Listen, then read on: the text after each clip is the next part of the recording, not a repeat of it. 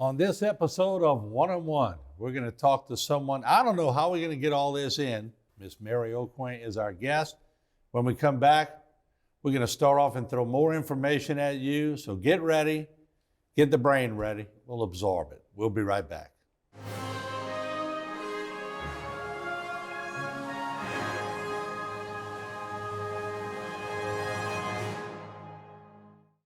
One-on-One is brought to you by the Law Office of Waits and Downer.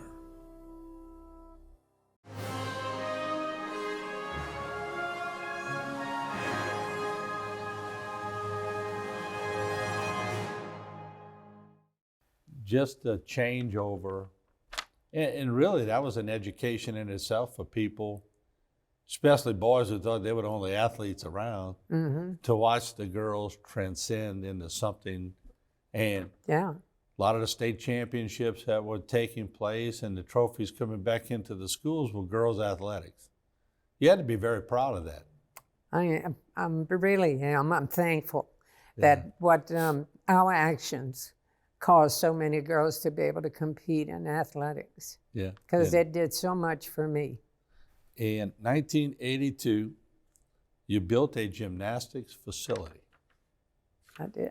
Give you the floor in that. Tell me how that all came. I retired from school teaching.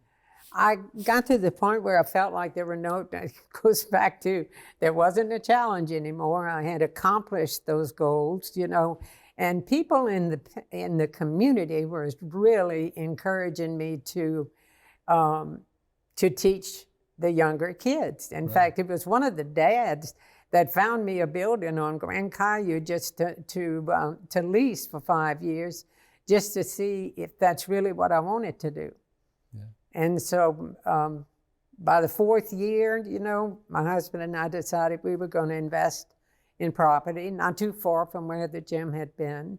Yeah. And so we built that school, and we had gym meets there, and just, Cajun Classic, that was the name of the tournament. So when Kim has been working for me for over 44 years, and she's like my daughter. She had a baby girl, and I'm looking around and I'm like, everybody's just babysitting. I just didn't feel like there was a program that was challenging the development of the children. So I said, hey, that's my next frontier. We're going to just dive into it. And so I did. Yeah, which you blazed another trail.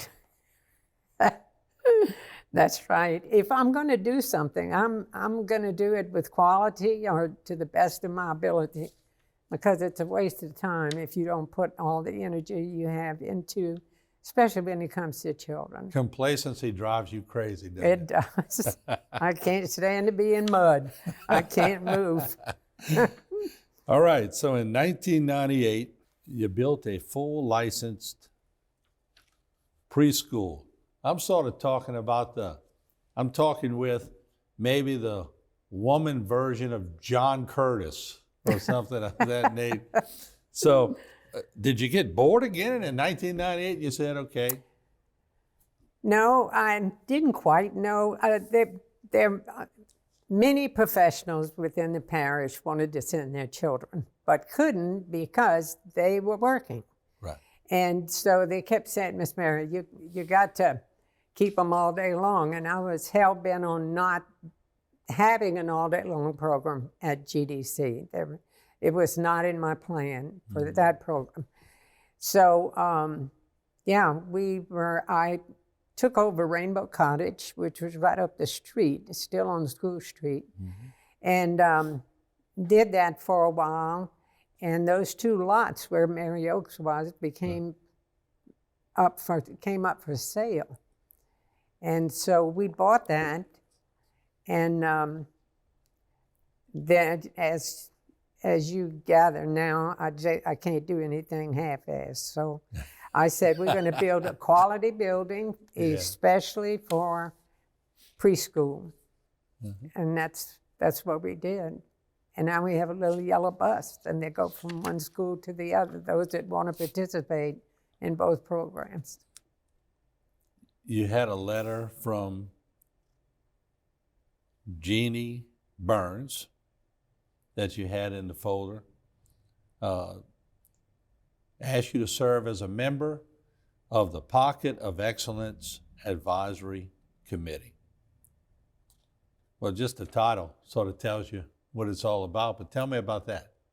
That, again, was associated with the Education 2000. It was a group that they gathered, people that were in the industry, you know, and could make some contribution to setting up an ideal program. So other people that were in that profession or wanted to get into it would have some kind of guidelines to use so that there would be programs that actually challenged the development of those children.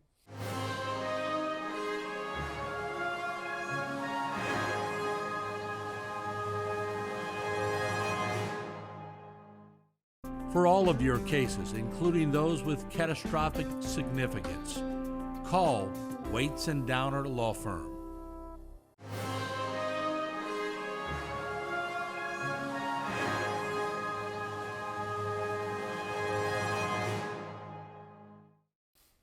I've interviewed a lot of retired teachers, and a lot of retired teachers that come here. You could tell they truly loved to teach. Now, on the flip side, I know some teachers that are pulling their hair out going, why did I choose this profession? But there's a genuine love that I sense for what you've done. And I'm not sure where it comes from. I don't know if it comes from seeing the kid being accomplished or you just love to do it. What is it? What makes you love it? I started teaching when I was 13 years old. I was teaching the little ones in Sunday school. And every time I had a chance to teach, I love it. I just love teaching. I love working with the kids. I love working with the parents. That was a whole new dimension once I started doing that. And just having open and honest conversations and telling them what I am observing and getting input from them. When you work with people, if you listen more than talk, you learn a lot. Yeah, I always say that. When you ask a question, listen to their answer. That's right. It'll give you your next question. That's right. So as you look at everything compiled and everything that you've done, I keep getting the word trust. You know, it keeps rattling in my brain. Parents had to trust you to do these things. You were doing these pioneering things. Parents were giving you their children and saying, great idea, go for it. And they still do. It's incredible. You know, yeah, being a leader is one thing, but surrounding yourself with awesome teachers is the only way that you can have those dreams come to fruition. And I've been blessed with that. I've got 6 girls that have been with me over 25 years in the preschool arena, and it's still going. If I got those 6 on the side, and I said, Miss Mary's in the other room, but is she tough? Is she strict? What would they say? No. Yeah. She's like our mom. And we're family. Great answer, by the way. Yeah. We're family. I mean, when you work together that long, and our whole focus is on the child. Yeah. You know, it's not a job to us. It's a dedication. We take pride in being able to help parents with their children. We take pride when we see children accomplishing things, you know, like the little 2-year-old class might start off just all over the place because that's where they are, you know. Yeah. And within a month and a half, they are getting in line, they're following in directions. It's amazing. It's just amazing. And when you, in the middle of that, when you see that much accomplishment, that's the gas. I mean, it just makes you want to take off. When did you feel like, when you get letters from people like this, and you get letters from Edwin Edwards, when did you've been very successful, but when did you know that you had made it in your life, your career? When did you sense, hey, I really made it? I guess probably about 15 years ago, you know, when everything was going really good, and I had so much support from the community and my staff. That's the reason I've been able to continue it. You see, that lady sitting out there used to work for me for a long time. She volunteered to come here this morning. Yeah, yeah. So we're friends forever whenever we, and that's how I treat them, And like she they're married family. into Mulberry, or Mayberry, as we call it. She just wanted to get close to Mulberry. I think Mayberry was lucky to catch her. Yeah.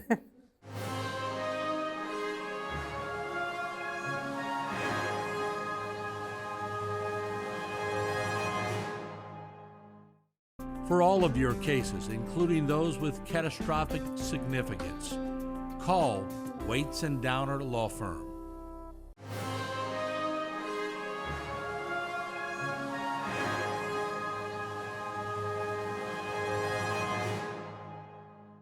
When you really look at your career and you see the accomplishments, and like I told you, there's no way we can get to everything, but I think people are getting a good sense of who you are and what you're all about.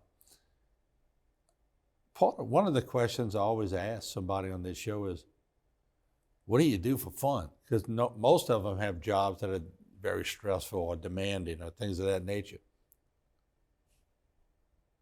This is a lot of your fun. Are you a workaholic? I do go to the casino once a week. Do you win? Yes and no. I mean, a casino, you just go there for the fun. Right. If you go there to win, you know. But Yeah. no, just you know, we'll have dinner together. The whole group will get together at night, you know. But just working on just our fun is our work. Yeah. Let me ask you this, because I want to make sure we get everything. But like I said, look, I'm talking about, have you ever seen me with papers on one-on-one? Not really, but I can't remember all this. It's just, it's too much to remember. Any regrets along the way that you would look back and go, oh, I sure wish I'd have went? It seemed like everything you touched sort of worked. Yeah, and I think being aware of where your strong points are, you know, like not getting into an arena that you are not going to be able to have success with, you know, and high school gymnastics was as far as I wanted to go. You know, and when I was able to combine the sport with child development, and then that became my golden egg. Yeah. That's a mission. Yes. That'd be your mission statement, wouldn't it? Yeah. You know, when you see children struggle, I saw a lot of girls struggle at the high school level. And the thing that when I sat down and tried to pinpoint what I thought the problem was, it went back to self-esteem and not having effective communication skills. And that's How to survive that group attack, for lack of a better word. Well, to feel good enough about yourself to know that I can walk away from that and I'm going to be fine. Amen.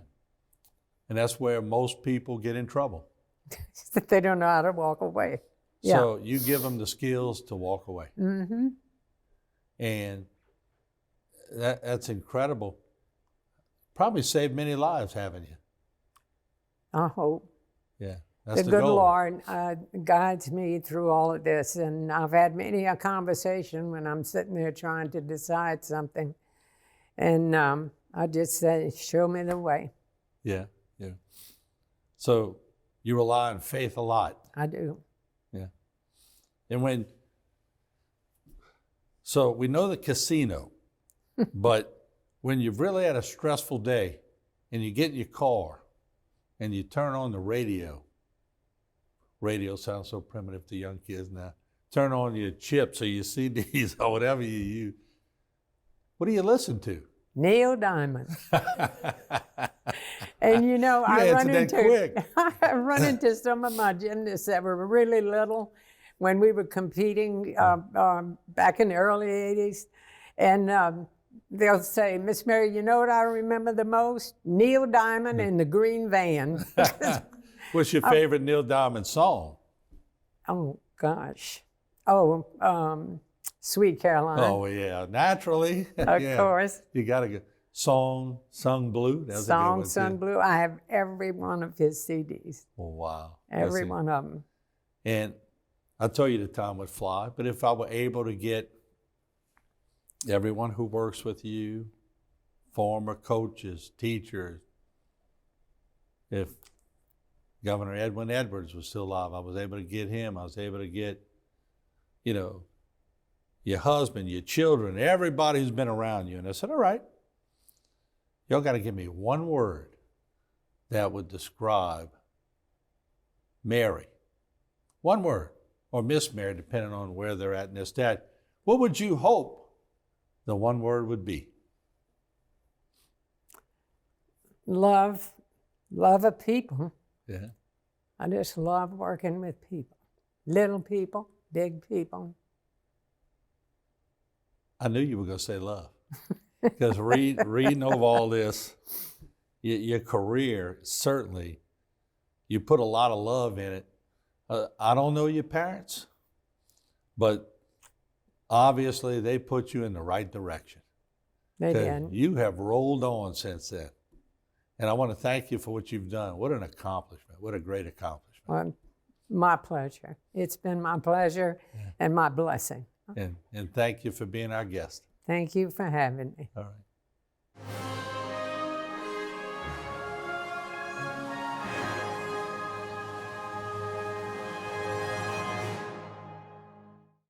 For all of your cases, including those with catastrophic significance, call Waits and Downer Law Firm.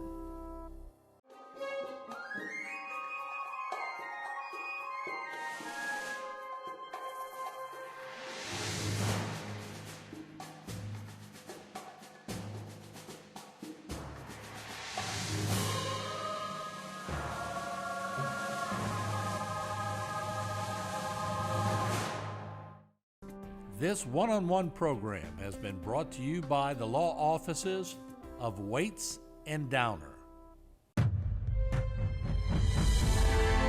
This is Martin False live in Houma. We're in front of Hebert's Motel where water is up to the doorknobs at the motel. Telephone poles almost completely to the ground. This storm had some fury to it.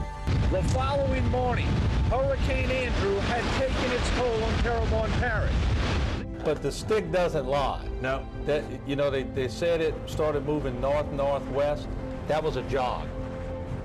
It's a very tense day for Terrebonne Parish. Levee after levee has been breached. You won't know until it equalizes how many of them have actually broken. And I'm just looking at that stick shot again. That center circulation has moved back on the stick, and Lafourche and Grand Isle, to me, are ground zero at this point. It's moving right up the stick, and that stick goes directly over Grand Isle and Fouchon.